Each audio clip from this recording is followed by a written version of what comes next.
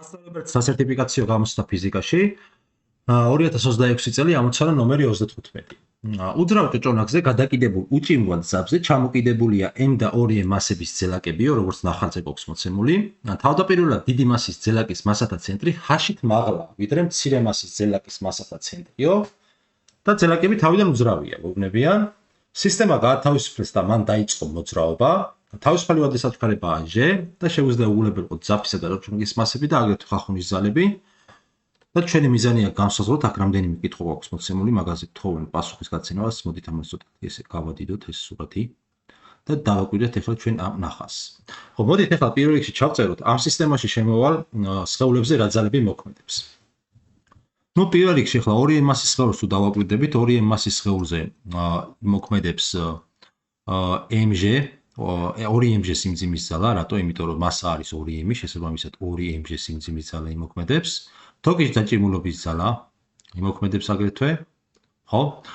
გამომდინარე იქიდან რომ თოკი ტეტა დაჭიმულობის ძალით იჭიმება, ხო? ნიუტონის მეორე კანონიდან გამომდინარე, ეს თუ ტეტა დაჭიმულობის ძალით იჭიმებდა, ეს საკიდელიც იგივე ძალით უპასუხებს. ხო? ანალოგიური სიტუაცია თუ ექნება აქაც, ტეტა დაჭიმულობის ძალა ექნება აქაც და აქაც, ხო? ხო, პირველ სხეულზე, რა თქმა უნდა, იმოქმედებს mg სიმძიმის ძალა. ამ შემთხვევაში m-ია მასა და მაგიტომაც ასე ბატონო ჩემო, ახლა მოდით თან პარალელურად ასე მოვიქცეთ, y ღერძი შემოვიტანოთ. ნუ პირობითად y ღერძზე მიმართოთ ვერტიკალურად ქვემოთ, ასე. და ახლა სისტემას რო გავათავისუფლებთ, 2M მასის სხეული მეტად ინერტულია, მასა მეტი აქვს, შესაბამისად M მასის სხეული დაიწყებს ზემოთ მოძრაობას და აჩქარება ექნება ზემოთ მიმართული. ახლა ეს სხეულები გადაბმული არის. პირველ სხეულს, ეს იყოს პირველი სხეული პირობითად, ეს მეორე სხეული. ისევე როგორც პირველ სხეულს, ასევე მეორე სხეულს. სიდიდით აჩქარებები ერთმანეთის ტოლი აქვს, მაგრამ მიმართულებები რა თქმა უნდა განსხვავებული ექნება. M სხეული ზემოთ მიდის, 2M სხეული ქვემოთ მოდის. M სხეულის აჩქარება ზემოთ იქნება მიმართული, 2M სხეულის აჩქარება ქვემოთ იქნება ასე მიმართული. კი ბატონო, და პირველი ახლა, პირველში რას ვიკითხებია? პირველში ჩვენი მიზანია გავსაზღვროთ ძელაკების აჩქარებები. ამისთვის მოდით. ნუ ჩავწეროთ ნიუტონის კანონი, ჯერ პირველი სხეულისთვის, მერე მეორისთვის.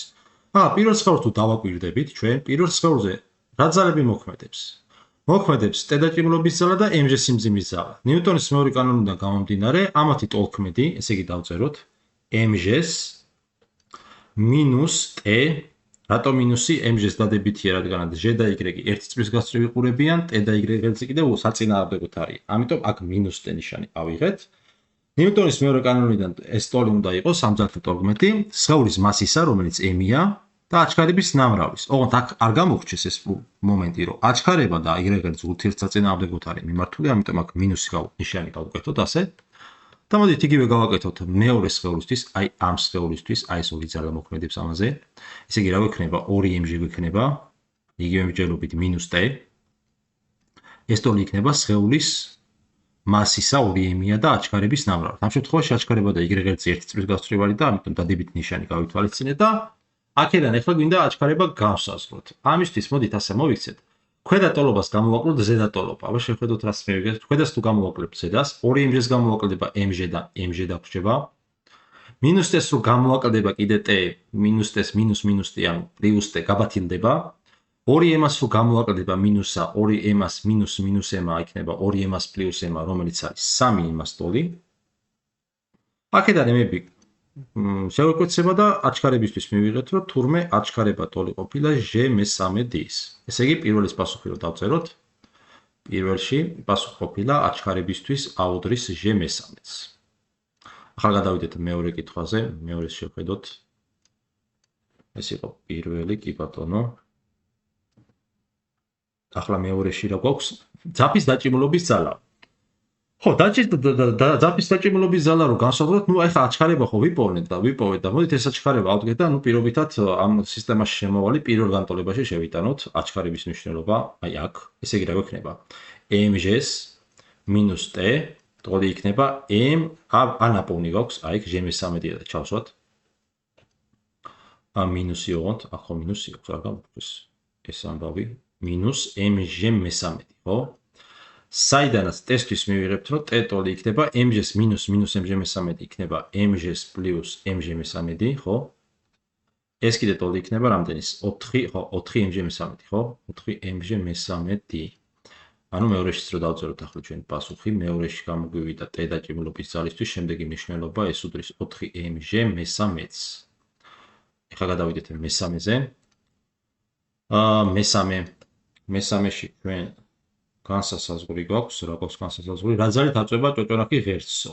კი ბატონო, ესე იგი F დაწოლის ძალა, ხო, რა ძალით აწვება, ტოლი იქნება. ეხლა ერთ მხარეს t ძალით აწვება, მეორე მხარესაც t ძალით აწვება და ჯამში ამ ჭოჭონაკს 2t ძალით აწვება ჭოჭონაკი ღერცს, ხო? ესე იგი ღერძზე დაწოლის ძალა იქნება 2t-ს. ნუ t განსაზღვრული გვაქვს 4mg მესამედი, 2-ზეც რო გავამრავლებთ, მივიღებთ 8mg მესამედს, ხო? ეს ყოველი გამოგვივა 8mg მესამედის. ანუ მესამეშიც რო დავწეროთ პასუხი, მესამესთვის მივიღებთ, რომ F დაწოლის ძალა ტოლი ყოფილა 8mg მესამედი. მეოთხე ვნახოთ ახლა. რა გვაქვს მეოთხეში ჩვენ?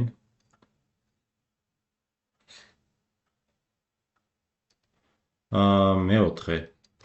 რა დროის შემდეგ იქნებიან ძელაკების მასათა ცენტრები ერთ სიმაღლეზეო, გვიკითხებიან. ხო, ეხლა თავიდან ეს სხეულები უძრავია, შემდეგ დაიძნენ და მასათა ცენტრები ერთ სიმაღლეზე როდის აღმოჩნდებიან, ანუ ეს სხეულები ერთ სიმაღლეზე როდის აღმოჩნდებიან. სულ ამათ შორის თავიდან მანძილი იყო h.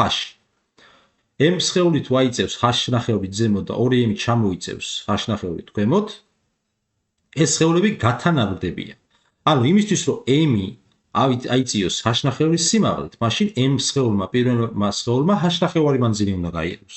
ესე იგი რა გამოგვივა? h ნახევარი მანძილი მოძრაობა არის თანაბარაჩქარებული, m-ას სხეულს h ნახევარი მანძილის გავლა მოუწევს, შემდეგ მოუწევს რა დროში, ესე იგი დავწეროთ თანაბარაჩქარებული მოძრაობისთვის გავლილი მანძილის ფორმულა v0t-s + at კვადრატ ნახევარი იქნება ეს, ხო? თავიდან უძრავები იყვნენ, გვეუბნებიან, მასათა ცენტრები და ძელაკები თავიდან უძრავიაო, მოგვახსენეს, ამიტომ საწყისი სიჩქარე 0-ის ტოლი აქვს. ეს ორები შევკვეცოთ და და აქედან რა გამოგვდის? აქედან ჩვენ გამოგვდის, რომ a უდრის g მესამედს, ესე იგი g მესამედი კიდე t კვადრატზე რო გამრავლდება, ტოლი გამოგვდის h-ის, საიდანაც t კვადრატისთვის მივიღებთ, რომ ტოლი არის 3h შეფარდებული g-სთან. აქედან კი გამოგვდის ჩვენ, რომ t ტოლი ყოფილა კვადრატული ფესვის 3h შეფარდებული g-სთან. ესე იგი მეოთხეს პასუხი რო ჩავწეროთ ახლა ჩვენ რა გამოგვივიდა? t ტოლი გამოგვივიდა კვადრატული ფესვის 3h შეფარდებული g-სთან. ასეთი გამოსახულება. ახლა ვნახოთ მეხუთეში რა გვაქვს. ესე იგი მეხუთეში ჩვენ მოდით ასე გავაკეთოთ.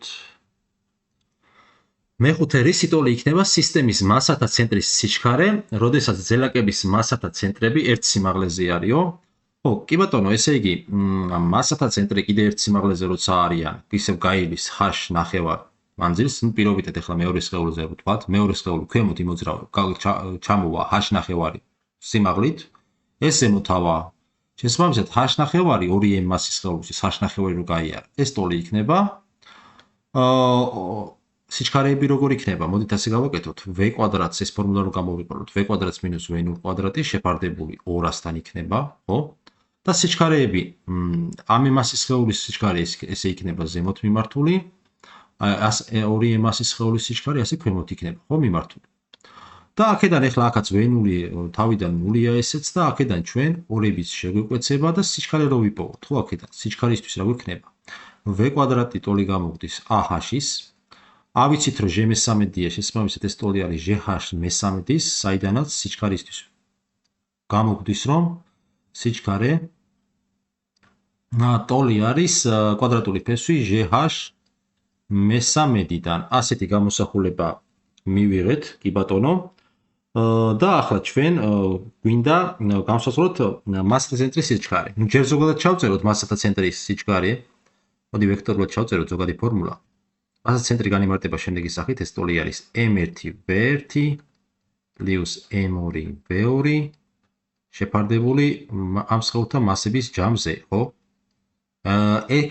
აქედან სიდიდეზე თუ გადავართ, მასათა ცენტრის სიჩქარისთვის მივიღებთ m1 არის m-ის ტოლი, ჩავწეროთ.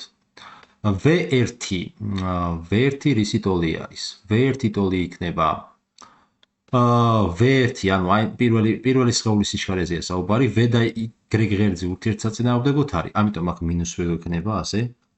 ამას დამატებული m2 არის 2m, v2 და v2-იც v არის, ხო, ახლა სიჩქარეები ერთი და იგივე აქვს, გადამულები არიან, უბრალოდ ერთის ზემოთ არის სიჩქარე, მეორეს ქვემოთ, ხო? აქ პირდაპირ ვერ გვექნება, რადგანაც v და y ერთნაირად იყურებიან, ხო? გაიყოფა მასათა ჯამი, ერთი არის m, მეორე 2m, 3m იქნება მასა.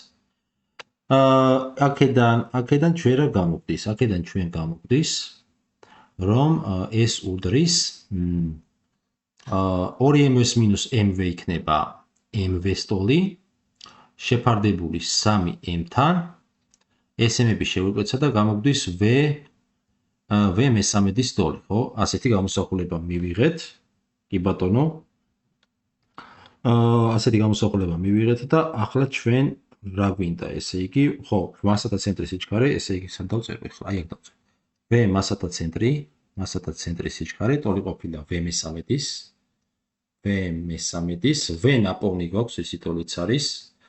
ესე იგი, კვადრატული ფესვი, ეს ტოლი იქნება კვადრატული ფესვი GH-ში შეფარდებული, წინ ახლა 1/3 არის და მოდი ფესვში ხარ შევიტანოთ. მოდი შევიტანოთ, ფესვში არაფერი უჭირს. აქ 3 არის, კიდე ეს 3 რო შევაშიგნით 9 27, ხო? 27 იქნება. აი ესეთი გამოსახულება მივიღეთ. ესე იგი მეხუთესთვის, მეხუთე სად დავწერო ეს მეხუთე? აი აქ დავწერე. მეხუთე v მასათა ცენტრი ტოლი ყოფილა კვადრატული ფესვი GH-ში შეფარდებული 27-თან. ასეთი გამოსახულება მივიღეთ. კი ბატონო.